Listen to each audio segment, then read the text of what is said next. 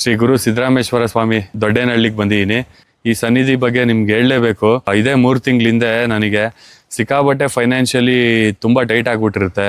Financially tight ಆಗಿರೋದ್ರಿಂದ mentally ತುಂಬ depress ಆಗಿಬಿಟ್ಟಿರ್ತೀನಿ.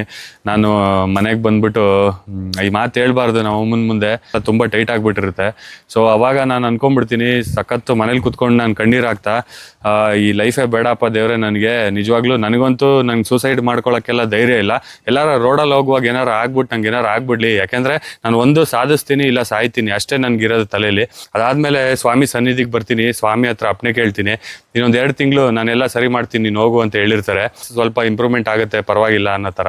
Next ಕಾಂಪಿಟೇಷನ್ಸ್ಗಳು ಮಾಡಬೇಕು, ನೀವೇ ಎಲ್ಲ ಒಳ್ಳೇದು ಮಾಡಬೇಕು ಅಂತ ಹೇಳ್ತೀನಿ. ಅವಾಗ ಅವರು ಶ್ರಾವಣಕ್ಕಿಂತ ನಿಂಗೆಲ್ಲ ಒಳ್ಳೇದಾಗುತ್ತೆ ಹೋಗು ಅಂತ ಮಾತು ಕೊಟ್ಬಿಟ್ಟು ಕಳಿಸ್ತಾರೆ.